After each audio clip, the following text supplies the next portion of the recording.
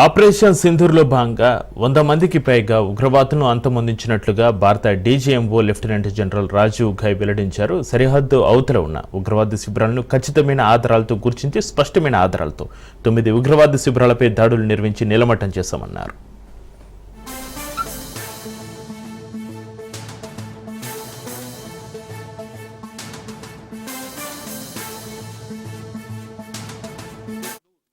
Conceptualized with a clear military aim to punish the perpetrators and planners of terror and to destroy their terror infrastructure. What I do not state here, of course, is the often stated determination of India and its intolerance to terror. It set into motion a very diligent and microscopic scarring of the terror landscape across the borders and the identification of terror camps and training sites. The locations that emerged were numerous.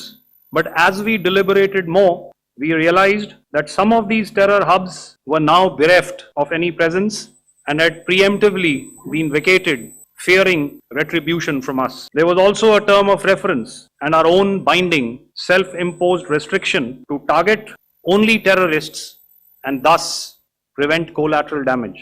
There were 9 camps that you are now all familiar with, which were confirmed by our various intelligence agencies to be inhabited.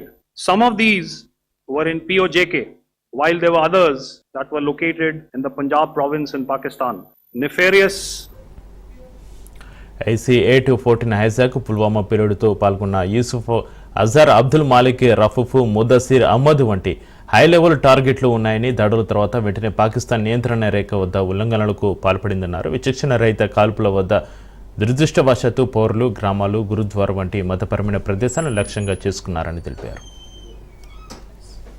And plan to engage these targets precision air to surface guided munitions so as to avoid collateral damage. The modalities of planning process I will not go through at this. However, what I would like to show you is the results that we achieved through our targeted air strikes. However, what we saw in the evening of 7th of May, we were saturated with a raid of Pakistani unmanned aerial vehicles and small drones. And these came in waves in our civilian areas, over our military installations.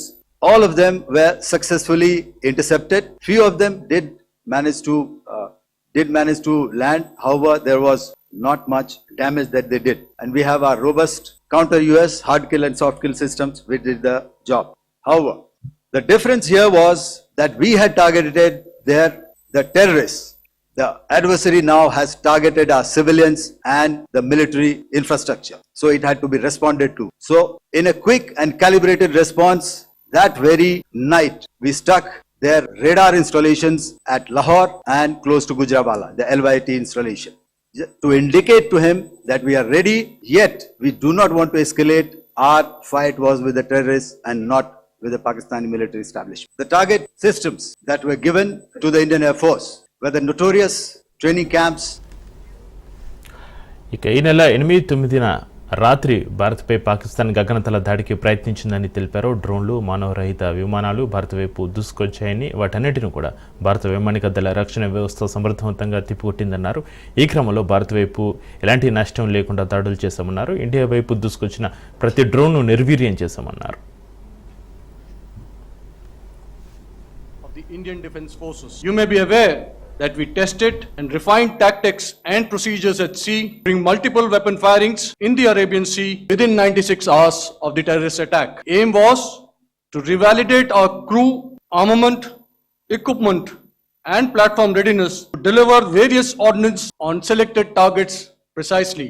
Thereafter, our forces remained forward deployed in the northern Arabian Sea in a dissuasive and deterrent posture with full readiness and capacity to strike select targets at sea and on land, including Karachi at time of our choosing. Pakistani naval and air units to be in a defensive posture, mostly inside harbors or very close to the coast, which we monitored continuously. The Indian Navy maintained seamless maritime domain awareness throughout the duration and was entirely aware of the location and movement of Pakistani units.